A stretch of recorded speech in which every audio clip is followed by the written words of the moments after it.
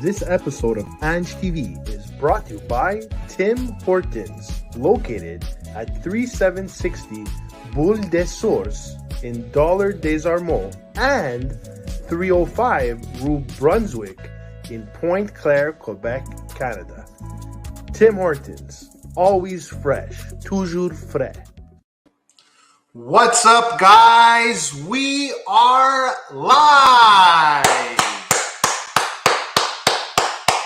Welcome back to the Ange TV show, guys. It is nice to see you. First of all, guys, I just want to apologize that we did have to postpone the show. There was some unexpected events that occurred. So I'm happy to be here, guys, with our guest tonight. But before we bring on our guest tonight, guys, I just want to remind you to please like the video, comment on the video, and subscribe to the Ange TV channel, guys. Also, share this out with all your friends that like podcasts and interviews so we can make the family bigger. Also, guys, we have the question of the day, which is at the top of the chat. You could vote either yes or no. Today, the question is, have you been to Toronto? So I want to know how many of you guys are familiar with the Toronto region, because our guest is from Toronto today. He is an actor. He is a comedian. He does sketch comedy. He's an impersonator. There's very little things I don't think he does. So I am proud to announce, guys, our guest for tonight, Mr. Austen Alexander. How's it going, Austin? How you doing, sir? I'm doing good. Thank you, Austin. Thank you for coming, buddy. Yeah, thanks for having me on. No problem. Jess Earl's in the building. He says hi. Raul, he's ready. He's been waiting backstage. He said, Toronto, I'll go one day. All right. I'll see you there. Yeah, and Raul's actually from California, so it's quite a trek, but you can always take a plane, eh? Yeah, that's right. Yeah. So the burning question, Austin, who is Austen Alexander? I'm an actor, comedian. I consider myself a total filmmaker. Awesome. Yeah, pretty much, do film and comedy is where I kind of, niche myself in my market, and that's who I am. Nice. That's a pretty amazing intro right there. So, guys, Austen Alexander is very big on social media, which we're going to talk about. Your career spans how long on social media and acting, comedian? What was your first gig? Well, I started comedy in 2014, and then I really started doing online stuff pre-pandemic. So about a year before the pandemic hit. Nice. That's when I really started pushing the online stuff. Yeah. So do you have any training as an actor? Did you go to ACTRA and all that stuff? Like, how did that happen? Yeah. I went to Humber College or whatever for comedy acting and performance and stuff like that. So I did do that, and I had an acting coach for a while, got an agent, and then from there, the rest is kind of history. Wow. So you're really invested into this. And also, like, where you're from, you're from is it the greater Toronto area? Are you actually in Toronto? Yeah, well, I'm from Oakville, so it's like 25 minutes outside of Toronto. Okay, so like I said, it's the greater Toronto area, so you're well situated. And like I said, what made you want to get into acting? Is this something that you've been, you're a movie buff, or it's something that you always, when you were younger, you were making home videos? How did that happen? Yeah, I think since I was just a kid, I was always making home videos. And then my grandfather really got me into it. He would make me watch all these old, every single black and white movie and silent film. And he's like, you got to watch, these are the greatest films ever. And so he really got me into film and like really appreciating the aspects of film. And then from there, I went into TV broadcasting before I went to comedy school, and I learned the background and all the stuff behind the camera. And then after that, I just realized, hey, I got a face for in front of the camera, and I wanted to write and be funny, and I was funny. So I was always trying to write stuff and film it on my own. So then I became an actor after that. You got that acting face, you got the hair going, you got the expression, like you're it's clumsy, but in a good way. You know what I mean? Like not like a toast, like like entertaining, which is really cool. Like I said, it's like they say you either have it or you don't. Eh? Yeah. Yep, that's true. That's what it is. And Toronto is such a special place, like to live for entertainment. And everybody tells me, yeah, I gotta go. Actually, I have a cousin. He's like, I'm studying film, and he's like, I'm moving to Toronto. Oh, really? Like he's going to a school in Toronto. So what is it about Toronto that makes it like such an amazing acting for any young actor, aspiring actor? What is it about that place that helps you so much? Well, I can give you the business side of why it is like that, and I can also give it is Hollywood North. And on the business side, the government pumped a lot of money, like the local government, like the city of Toronto, the Ontario provincial government pumped a lot of money in creating studios in Toronto. So now they give a lot of tax breaks to people like Netflix. And, there's like a lot of these places like Cinespace and Pinewood Studios who are opening studios that are like almost just as big as Warner Brothers. And, the region's just growing to be known as a place for shooting. So like you can, a lot of productions from the States come up here because it's cheaper to shoot. They get a lot of tax breaks, and there's a big talent pool to pull from. So I would say it goes like Hollywood, New York, Toronto for the biggest production houses in North America. I agree with you 100%, Austin, because I actually work in the hospital field. And when I was at my old hospital, the Royal Victoria Hospital here in Montreal, we filmed a lot of movies with Bruce Willis. Bad Santa. We actually filmed over here. Really? I didn't know. Yeah. So like just like Toronto, in Montreal, it's for Americans. It's cheaper to film movies over here with the budget and everything, the exchange rate, especially. Totally. The look of the city, it's so beautiful and everything. But like I said, it's not easy, Austin. Like how many interviews did you go to, auditions that you just got flat out of your face rejected? Put it this way, I audition on average 5 times a week for things, and I will I don't know, I'll book like maybe on average once a month or once or twice, once every 2 months. So but like when it does hit, it's a big hit. So the thing about it is I always try to, you always got to be constantly making your own stuff and putting yourself out there, and then people call you out. But it is a lot of work. Yeah. It's a lot of rejection. So you do this full time, right, Austin? There's no in between. It's full time. That's what I want to talk a bit about, guys. Like I always thought of, if I were to embark on something full time in the entertainment industry, whatever. Like just imagine being scared about being called, having a gig or whatever. Like imagine just being home. There's no paycheck coming in.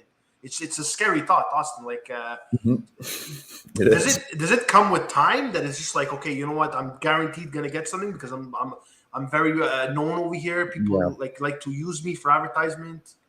Yeah. So if you couple what you do on social media with like your auditions, then you kind of you hit these little plateaus. So like you hit these little levels and you level up where people recognize you as, a specific actor, or like, hey, that person's, I recognize that face. Let's bring him in. So the more you do it and make it your full-time job and show it that it is your full-time job, the more jobs you get, and brands reach out and stuff like that. So like I actually get a lot of my money from brands reaching out to me on social media, just because I've been pushing social media.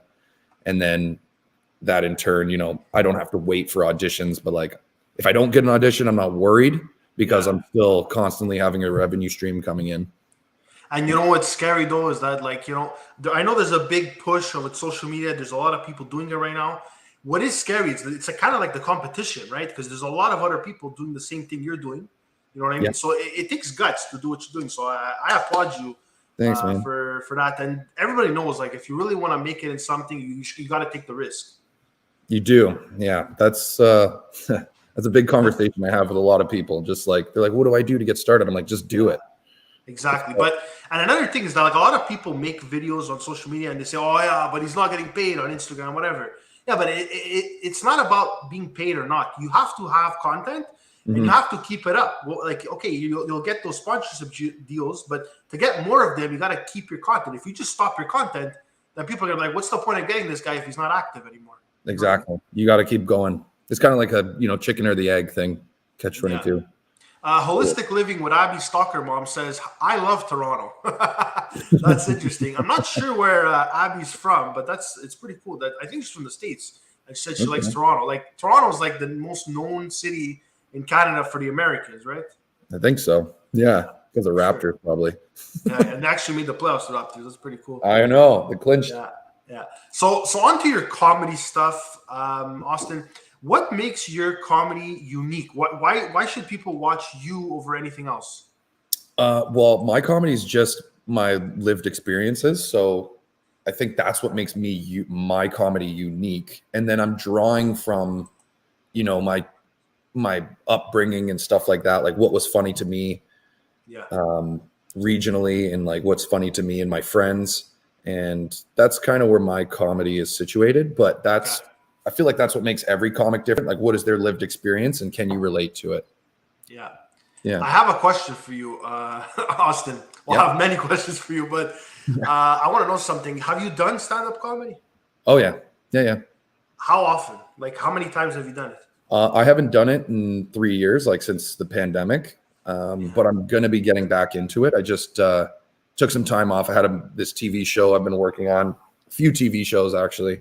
So there's been a lot of other work that I would rather push myself forward instead of pushing my stand-up right now, and working on a routine where I could actually build and develop shows and my acting career a little more.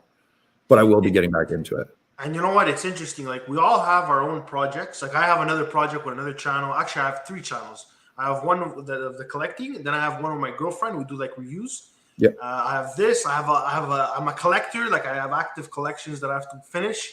Yeah. But my point is, we try to, instead of finishing one thing, we always try to like upgrade like different things. Like your TikTok, you want to go to your TikTok. Tomorrow, you want to go to your Instagram. It's crazy how everything's not really connected. Like, I know a lot of people on TikTok that have like 1 million followers, and then on Instagram they have like 1,000 followers. Like, it's crazy. It's just like everything's very niche, you know. It's weird. Yeah, the platforms, we could go into that on why that is. Yeah. It's unbelievable. Ross says, my question for you, Austen, would you consider yourself to be an affiliate of Lucy Siciliano Rajatu?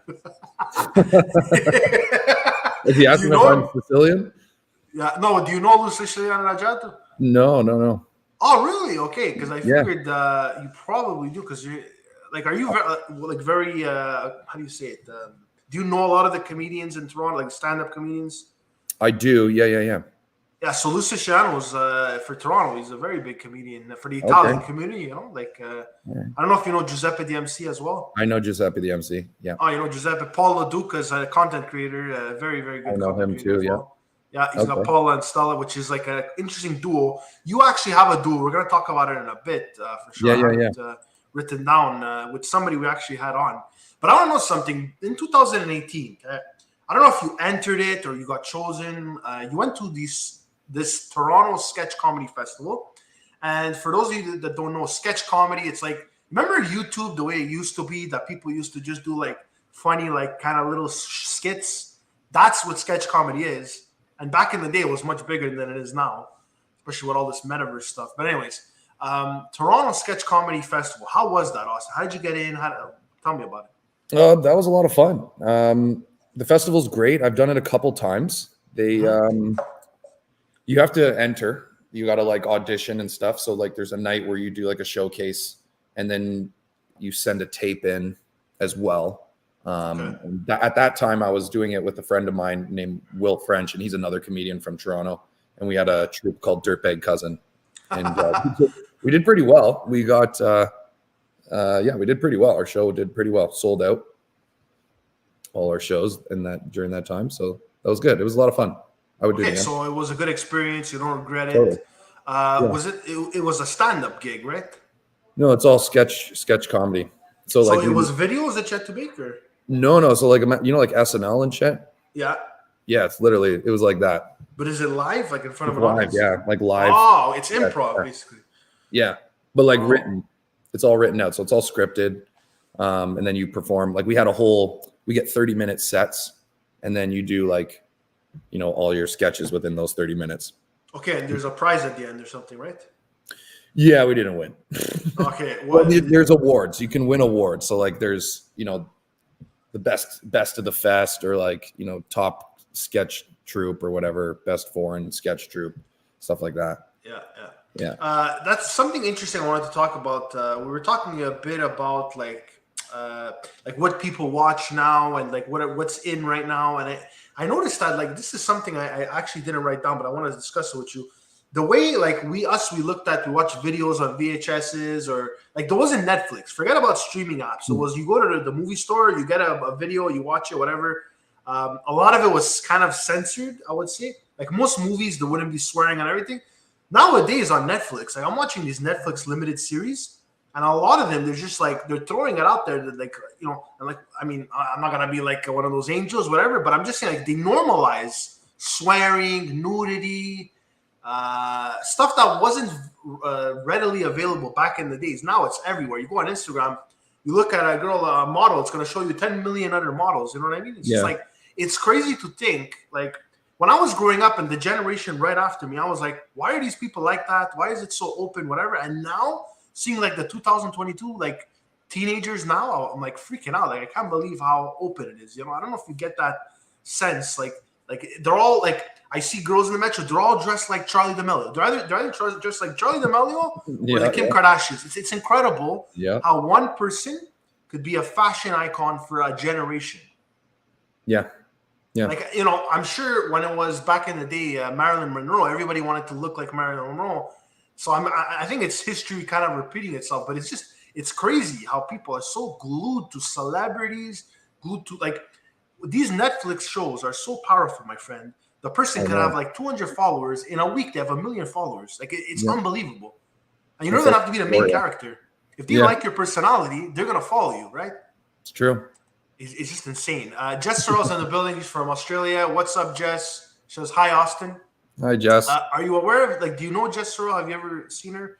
She's very big on comedians, Instagram comedians, stand-up comedians. Okay. Yeah. Right Jade Levi, has a question. Jade said, is Austen currently single? It is a little bit delayed. There you go. Is Austen currently single? She would like to know. I am not. We're not single. Okay. Not single, yeah. It's interesting because I haven't seen anything on your profile about having a girlfriend. So you keep it pretty down low. Keep a pretty low profile on that. Yeah.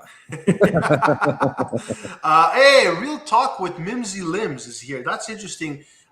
Mimsy Limbs has, I believe, if I'm not mistaken, it's some sort of a podcast. So definitely go check her out, guys. Sweet. And let me tell you, she talks real talk. There's a lot of interesting stuff that's said on her channel. So definitely go check it out. But she's in the building.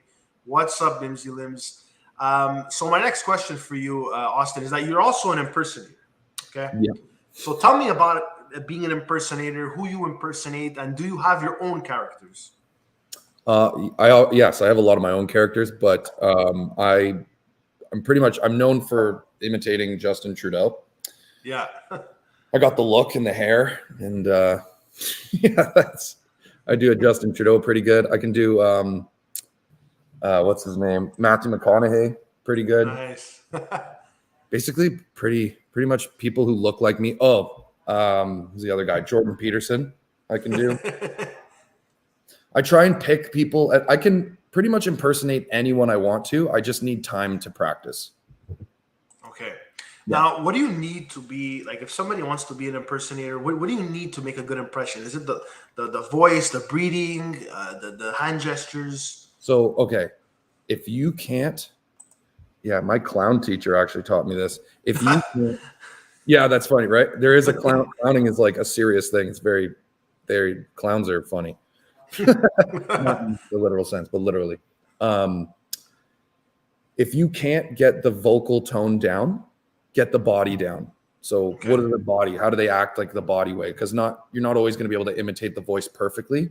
The voice obviously right away gives it away that you can do it really well. So the voice and the facial structure. So like these are things that that a lot of people wouldn't even think about. Like, oh, you can just look like you can naturally. A lot of people are natural impersonators because they can pick up on these things. But if you want to study impersonation, you take a look at their facial expressions. You take a look at how does their voice sound? If you can't match that perfectly, find their body. Like how do they feel inside their body? Okay. Do you have your own characters that you like? Yeah. Really? So, yeah. Like what characters do you have? I can do like a lot of the times I imitate characters from my life that I know. So I like to do it around family because I know a lot of people actually have similar lived experiences. As weird as it is, a lot of people actually really have lived similar lived experiences, even though, they could span, across the world. So I've noticed that when people relate to my content. So I'll just do like dads. I got a lot of dad content. My mom, my brother, my grandfather, and then there's other characters that are weird. Like I do a small mouth. Like those are like, it's just like people who have small mouths. And then it's that one goes very well. Who would be someone who has a small mouth? Like which, like Doug Ford or something? Who would have a small mouth? Like trying to think of like a celebrity. Yeah, Doug Ford could have a small mouth. It's people who are like try to overcompensate for something. You know what I mean? Yeah. Like I don't have like this is my truck just because I love my truck. You know what I mean? That's interesting. I have a question for you, Austen. This is not scripted as well. This is not a scripted question, but if you were to audition, okay, for America's Got Talent, you would send a self-tape and they would accept you. They'd send you the contract. Would you do it? For sure. Yeah. Yeah? You would do it? Yeah. I mean, it's without hesitation. You read the contract, even if it says for the next 7 years, we get a cut of what you do or whatever, like you would just do it. So what do they want? Like, what do they want from me? Like they want to. Well, that's the thing. I'm saying if you would read the contract and you'd know, like let's say they would say, which is most likely probably what they do, but let's say they would say the next 7 years, whatever you get, whatever sponsorship deals you get, if you go on a show, whatever, we get a percentage of it, of the revenue. Oh no! And then other stuff like, oh, you can't write this during the show, like you can't post on social media about the show, like. Obviously, there's when you go on a show, there's a contract, right? Like there's stipulations. Yeah. I'm saying, would you, knowing that, would you do it still? That's my honest question to you. No, I wouldn't lock myself in with anyone like that. Okay, because I just asked you before, and you right away you said, yeah, that's the thing. It's interesting. Yeah, you're right. I thought you were saying, would you go on the show, America's Got Talent? And like, even if I just went on the show and they're like, hey, you're going to, I don't even. What do they just send you to Las Vegas to do a showcase? Like from what I believe that from what I heard is that when you send the self-tape, they accept you, then you have to sign a contract. Now, if you lose, the contract is gone, nullified. But yeah, exactly. But if you go to the next round, it continues, right? So if you win, you're in the top 5. It's still there, right? Right. So that's my point. Like knowing all that, would you still do it?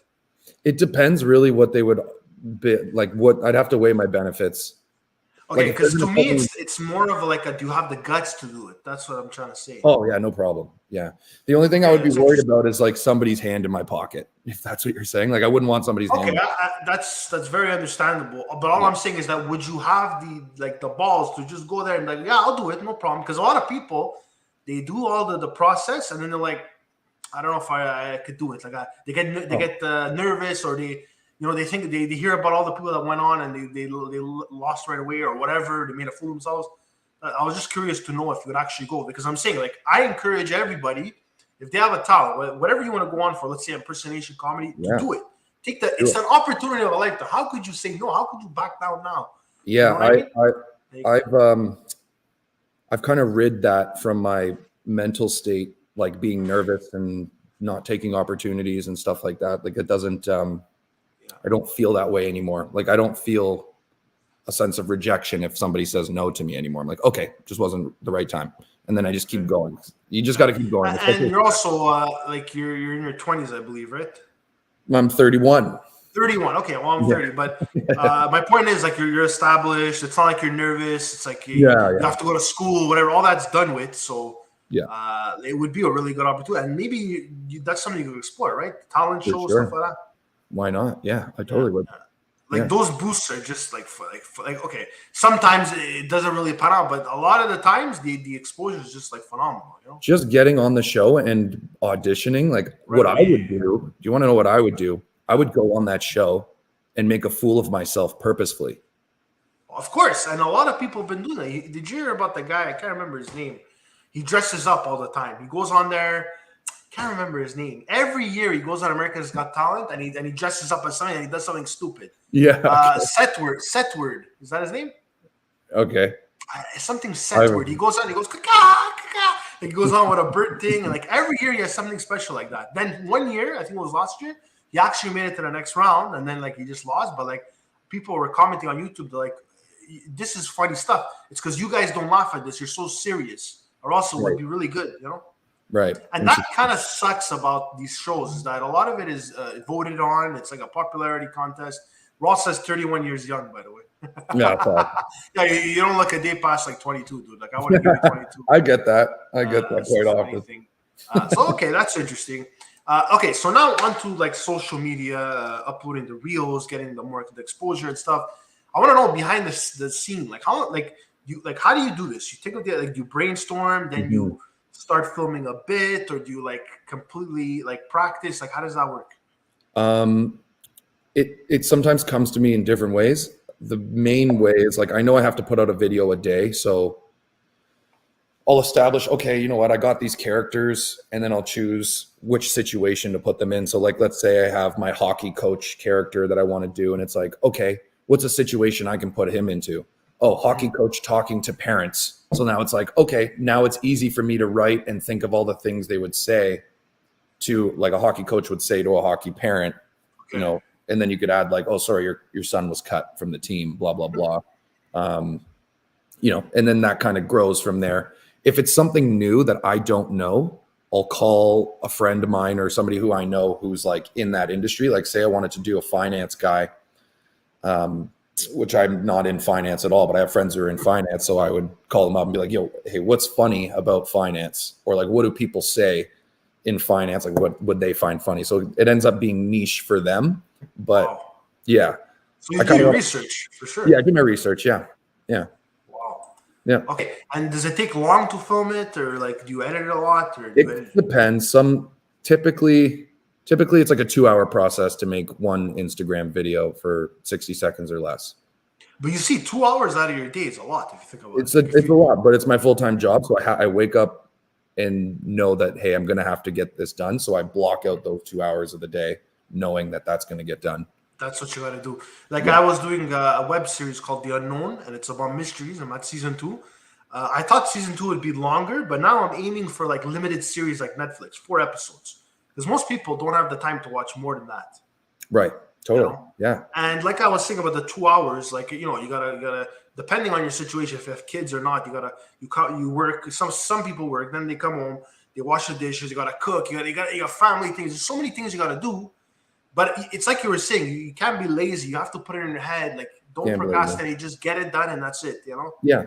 If you think of it as a full-time job, then you'll treat it as a full-time job. In real, you know, you have to get up and answer your emails every day. So it's like, okay, you got to get up and finish this video. That's it. Then it's done. Even if it's not that good, there are a few times where I say it's happened many times where I filmed something, edited it, and I'm like, this is just not good. I'll still put it out. Really? Yep. I'll still put it out because it's like it's the muscle, you know, you're not going to hit every time. And it's like, that's not, you got to play the game of socials sometimes. Yeah. Like you could it could go really good. Like I always say it could go really good or really bad. Yeah. There's no in between, you know? Yeah. So, but I know what you mean. You work 2 hours on a video, you put it up, you don't think it's that good. And maybe it doesn't do that good either. Yeah. But you know what? I'm going to tell you something. With consistency, sometimes you just have to you have to feed them. You have to feed the audience. They're expecting something. Put it out there. And if it's not that good, well, guess what? Next time you're gonna do better. You know what I mean? Totally. Yep. And the algorithm knows that. Once it sees that you're getting, you have more activity with the next video, then they're gonna push you more, right? And then it's like, okay, it's like the algorithm pushes you to work harder yourself. Once you work harder, they reward you, and then it's like, okay, but you have to get back to that number one video you did. Then you try harder, you share your video more, you talk. You know what I mean? It's crazy how like these platforms they have complete control over us. Totally. Yeah. If you play their game, you play their game a little bit. Yeah. And it's just that's what they're expecting, you know. Like even these people, like I was saying, I'm watching The Ultimatum on Netflix. I don't know if you like those dating type of things. Yeah. Yeah. Oh, you do like it? Okay, you should watch The Ultimatum. It's really good, by the way. Wait, is this like one of those like 90-day fiance things? Kinda, but it's basically people they're about to get married. They're about to get engaged, couples, and they meet up with other couples and they swap partners. And then they see at the end, do you want to stay with that partner the new partner, or do you want to go with your supposedly fiance? So it's kind of like really sticky and crazy, whatever. But it's an interesting show. Yeah. All I'm saying is that those people, like now, you're gonna see in a week from now, they're gonna have 1 million followers each, Totally. and the fans are gonna expect content from them, right? Right. So that's my point. They're gonna have to put something out, whether it's take pictures of them, whether it's like go on interviews, you know, like. So you always have to have that flow of content. You know what I mean? What was that show called again? What was that show It's called The Ultimatum. The Ultimatum. Okay, I'm gonna watch. It's from the creators of Love Is Blind. Yeah. Got it. So I don't know if you watch Love Is Blind. You should check that out too. It's a really good show.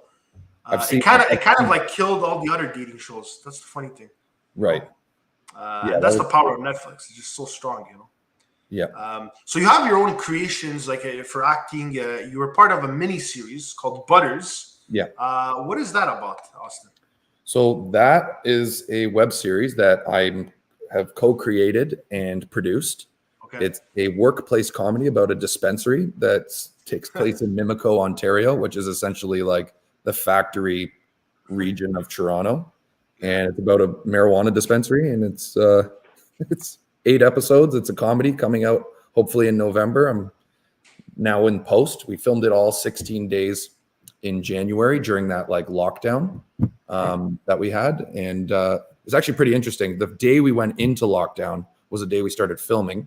And the day we came out was the day the lockdown ended. So it was kind of like serendipitous in a way. But it's a really good show. And it's going to be fun. So it's coming out, and where can we watch it? It's on Netflix? Or? It's a web series, so it's only episodes are about 7 to 11 minutes long. Okay. And we're in talks with distribution right now, so we don't know exactly where it's going to live, but when I do know, I will be loud about it on my socials. Wow, I'm really excited. Just said I followed you on Instagram. Guys, go follow Austen Alexander on Instagram, guys. His Instagram handle is in the description. Go check out everything this guy does, from his reels, his comedy, his impressions. Definitely go check that out. It's worth a click. Thank you. So I'm interested in Butters. It's going to be coming out. That's interesting. I can't wait to see that. Yep. You did film. You're a star. I would say like a starring character, main character in your own movie called The Customer. Yes. So how was that being the lead actor of a movie? That was so right out of school. That was the first thing I did. Like literally, I graduated, and a month later, a friend of mine, my buddy, calls me. He's like, I got this movie. I want you to be the lead, and we're filming in a month. And I was like, I've never even done this before, obviously, like a whole movie. And it's a 2-hour film.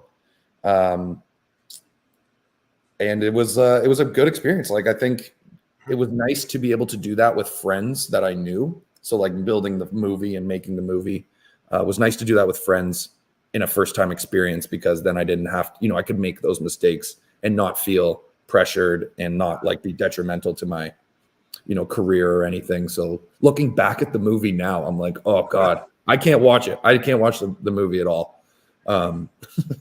But it is a good movie. It's a good movie. I just can't watch it. Is it out already? It is. It's on Amazon Prime. Wow. Okay. So if you guys have Amazon Prime, you can watch The Customer. Austen is the lead. Oh, sorry. No, it's on Vimeo. It's on Vimeo. Okay. So Vimeo is a website that anybody could go on right now, right? Yeah. It's like $2 to rent or something, or to buy. Okay. So you got to buy it. Okay. It's only $2. Okay. Interesting. $2. Yeah. So what is it like? Your role is what? Is that a dealer? Oh, so I'm a drug dealer whose brother is a ex-heroin addict who also happens to be a cop, overdoses and dies in my bathroom. And the whole time, like, his partner comes over, and I'm trying to hide the fact that he was a heroin addict because I don't want the reputation of my brother to be tainted, but like I'm hiding it from his wife, his partner, and they keep coming by. So it's all one location, takes place in this apartment building. And then stuff kind of pops off at the end where he gets the mob involved to come get rid of the body. And and then it gets dirty. Yeah. Wow. This is definitely something I got to watch. And you said okay. So is it any movie has a grant, or is it could be like completely independent? Sorry, did this movie have a grant? Is that what you're Yeah, basically like this. Do most movies have grants? Grants are interesting to apply for. So, okay, for my Butters show, I was completely, it was completely private investment. So I didn't do any grants or anything. We just had a wealthy friend who was like, how can I get this made for you? And Any sponsors involved? There was a few sponsors. Yeah. A lot of the set build was people who were like, hey, just, put me as a sponsor and I'll build the set for you. Yeah. And stuff like that. So I was like, that's awesome. We didn't have to buy materials there. Yeah, we had a few sponsors. Yeah. And the lighting and stuff which is like a really expensive, like we made it all sitcom lighting, which means you put a grid on the roof and you have it's all blanket lighting. So anytime you see any show from Lorne Michaels, I don't know, Big Bang Theory, it's all that low lighting, like a whole grid. So we did that. Professional lighting. Yeah. Professional lighting. Yeah. Very well done. So we got a really good deal on that. So you need quite a bit of bucks to make a movie. Need quite a bit of bucks to make a movie. Yeah. I would say you could make a feature film you could technically make a feature film for free, but a good, decent one, you need $50K. Easy. Yeah. And then you have to pay the actors and stuff. Yeah. Pay the actors and pay your post workers, the guys who are doing sound and editing. Yeah. So which actor are you most inspired by? Do you think you kind of resemble? I really honestly, just Kevin Hart. I know he's not the best actor, but his persistency is just unmatched. He's constantly working. He does shows, stand up. Yeah. He's starting businesses. He just keeps it going and he doesn't stop. And the guy's funny. There's not one time I could say that this guy's not funny. You know what I mean? There's not one time. He's hilarious. He's so funny. He can be a little bit obnoxious at times, but all comedians are. So and I don't know what it is. I love those the bigger comedians, the puffy comedians. I love that. I love them. They're just there, it's and they make jokes about themselves, and it's they're so they're confident at the end of the day. You know what I mean? It's hilarious, man. Totally. Yeah. Him and I like Steve Carell and Christoph Waltz. I would say for style. I like what's his name? John Pinette. Oh yeah, he's great. He was funny, man. He used to do the Chinese buffet and everything. It was so funny. Yeah. Oh man. Okay, so it's great that you have actors that you look up to, you admire. We all do. When I was younger, I used to love Jim Carrey. The guy was a genius. Same. Yeah, same. Yeah, and each actor, each performer, they go out like this with their mental state and everything. We know that. It's something when I was small, I was like, okay, Lindsay Lohan must be possessed or something. But but I mean, they all go through it. If you look at it, Amanda Bynes, Britney Spears, even Jim Carrey's having a lot of mental health issues in the last 10 years. Yep. So everybody goes through it. It's Robin and you know what, Will Smith, which we're kind of gonna talk about. Actually, I would like to know your opinion about that big slap. But my point is, before you give me your opinion. He even said it, Will Smith, that he was annoyed of the tabloids and the articles, misleading headlines, and he's just fed up and he bursted. So what are your thoughts on that Will Smith slapping incident at the Oscars?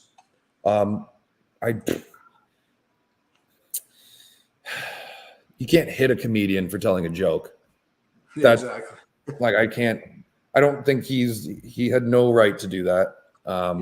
Even, he chose that life. He chose that lifestyle. If he's upset about the tabloids, that's the life you're choosing. You're in the limelight. I'm not even there yet, and I already know that that's the path. Something's going to happen like that to me. No problem. It could at any time. He's an A-list actor, right? He's an A-list actor. I mean, his family is Hollywood royalty. Yeah. To not be able to compose yourself at probably the most important night for actors, whatever. That's where you take it out at the Academy Awards, on Chris Rock. That he could have dealt with things a little differently. And you know what's even worse for him? I don't he'll get over this. This guy's an A-list star. He'll get over it, right? He'll get away with this. Yeah. But what hurts him is his character now, because he is a motivational speaker. What kind of a motivational speaker are you going to listen to and believe their words that hits people? True. Yeah. That's the most embarrassing thing about it.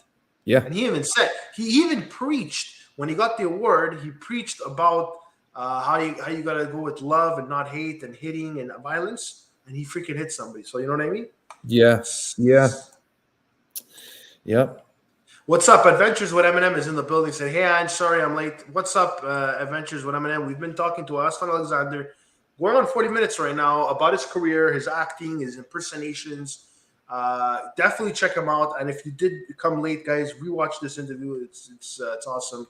How do you deal with these like haters, criticism, people that say you're not funny? There's got to be somebody that picks at you. How do you deal with these haters? If it's in the comments on Instagram or TikTok, I pin it so everyone can see it. That's interesting. Even if it's something embarrassing about you, it's something exposing you. Yeah. Really?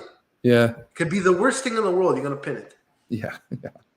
Wow. Because then that's interesting. Then everyone else deals with them. I don't have to do anything. Okay, that's a great point.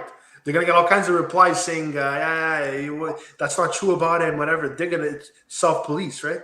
Yeah, exactly. Self-police.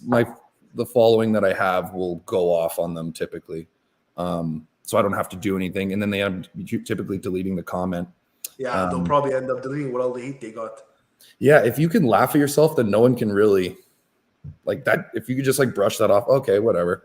Like but I also take the compliments the same way. So if someone compliments me, I'm taking the compliments just as the compliment will hit me just as much as a negative comment will hit me. So it's like, hey, you're awesome. It's like, okay, thanks. It's like, hey, Austen, you suck. Okay, thanks. You just stay on this plane. At the end of the day, you're gonna continue doing what you're doing, right? I mean, yeah. Like, what are they?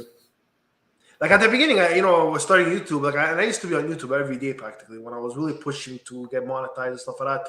And let me tell you, I would see a lot of the longer you're on the internet, the more haters you're gonna see, right? 100%. The more you're gonna meet somebody mean. The internet is full of mean people, right? Totally. And now it's like they make fun of me or they make memes with me, and you know what I do? I laugh and I go, "Holy shit, dude, that was hilarious!" And I'm like, make more of those, Like, that's the funny thing about it. Like, I completely like it's a 360 now, like. Yeah, and you just like you do your thing, and they can't take it. Nobody's gonna take it down, whatever. I mean, people have tried. People have even made rumors, like stupid rumors, and you still like, you know what?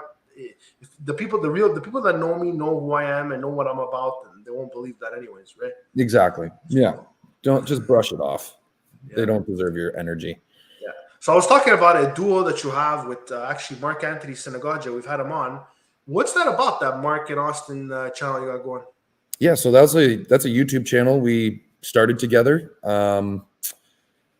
last year. It started picking up traction, and we were collabing with some like big YouTubers, and got monetized. And that's kind of where we're pushing all our content. So when Mark and I do, videos and stuff, we're putting it out on YouTube there and shorts and stuff like that. So that channel is essentially where we're doing what I consider long form content, but it's like 5 to 7 minutes long typically, because they're our sketches that we want to showcase when we want to get TV show deals and stuff like that. Like, hey, look what we can do. Okay. So we treat it like a gym, but at the same time, we're making some money by putting it out and, treating it as a full-time job as well. Wow. You know what? Now that you said it, holy cow, that's genius, man. I always think of like, okay, this is good because you're right. Like, if you got to show somebody, like I make on my collection channel, I do Pokemon videos. I show it to the Pokemon community. I do Yu-Gi-Oh videos. I show it to the Yu-Gi-Oh community. And you're like, wait, all these videos that I did now, I can show it to a bunch of more people from that community. Yeah. So like, you keep growing with the content you're making, right? Yeah. Eventually it just works for you. Exactly. The end goal is to be on TV or in film. So the best way to do that is to just make smaller content of that, but showcase, quality and that we're good, and just keep honing it, treat it like a gym. Every sketch that comes out is not make or break. Like, we don't have to worry about it, but like the next one we hit, just keep it coming. Be consistent. And you know what you said about collaborating? I think that's one of the most important things. Like, you collaborate with someone way bigger than you. You like, I'm not saying all of their followers are going to follow you, but you're going to get exposed to a lot more followers. Totally. And then with that person that they know about 3-4 people around their size, like following size, then they're going to help you. It's a domino effect, and people are scared of that, but that's what you got to do. Totally. Yeah, collabing's great. Collabing's somebody at work, actually, I would say 22-year-old man. Like, nowadays it's tough dating with COVID and everything. And he was just telling me, he's like, Ange, he's like, I'm having so much trouble with women, like just even approaching them. Like, this guy's probably never even talked to a woman in a romantic way. And you know what I told him? I said, did you get rejected yet? He goes, no. Well, I go, first, get rejected. Say something like, initiate something, get completely rejected. You could go for like the the most high demand woman, whatever, and then get rejected right in your face. You're gonna get used to it. You're gonna break the ice, and then you're gonna go to do it again and again and again and again and again. Yep, I like that. And then he's like, well, you know what? That's such a good idea. Whatever. That's what it is. You know what? You got to learn how to fail before you can learn how to win, right? Totally. Yeah. Look at the Tampa Bay Lightning. How many times did they lose first round and then they won the Stanley Cup? That's right. Yeah. So you do have a clothing brand, Austen. Yes. So it's called Dad, I believe. Yeah, dedicated and distinguished. I'm actually wearing that sweater right now. Guys, go cop a shirt. Look at that. It's like, is that a swan you were saying? Or it's like a blue heron. So blue heron. So that's the apparel he makes. It's called Dad. It's your own apparel, right? Yes. Yeah. So I actually design everything cut and sew to final product. I have 2 products right now. I just have the sweater and a jacket, but it's taken me a long time to start this brand. So I built the clothing brand because I wanted to grow with me as I grow. So when the Austen Alexander brand grows, my clothing brand grows. So if you, dadclothingco.com is where it is. You can take a look, but I'm coming out with some new, what do you call it? They're a wrinkled nylon windbreaker. So it's like a very vintage style windbreaker that's got a modern flair to it with some nice colors. Nice. So you have t-shirts, do you have pants? Or? No t-shirts yet. I just got the sweaters and the jackets, but once I get the ball rolling, I'll start getting, more things on there. So you got everything going here, dude. You got, in terms of branding and marketing, you got everything going. Awesome. Awesome, Austen. So I want to know, Austen, you told me a lot about your career tonight. But what's coming? Is there anything in the future that you want to tease us with? I'm actually in development with 3 TV shows. Wow. Yeah, there's quite a bit. That doesn't necessarily mean they're going to get made, but they're in development right now. So these TV shows that you're working with are in development. They're not currently on air, right? No, so they're in the pitching stages. So Mark and I have a show that we're working on together that we got reached out to by a producer and a director that are fairly well known. So they were like, hey, what can we do? Let's pitch a show. And we're like, yeah, absolutely. So we've been working together to put together a pitch package to send it out. And then I got another couple shows coming. Another one's with a girl, her name's Charlotte Dobré. She's like huge on YouTube. We did a video. We've done a couple videos with her on the Mark and Austen, but she's making a TV show and she asked me to come co-produce / write. So I'm working on that right now. And she's in talks with Amazon because she's got such a huge following that basically anything she wants. How many followers does she have? I think she's 1 million subs, close to 1 million subs. What's her name again? Sorry. Charlotte Dobré. She posts every day on YouTube. Oh yeah. Look, once you're a big YouTuber, like you post every day and there's no questions asked. Anywhere from 1 to 3 times a day. Yeah. Which is wild. But people love it. They see like 1 hour ago, oh, I'm excited, and they click, that's just the way it works. Yeah, and she has like a cult following with her followers. Like they love her. Really? Is that oh my God. Yeah, she's great.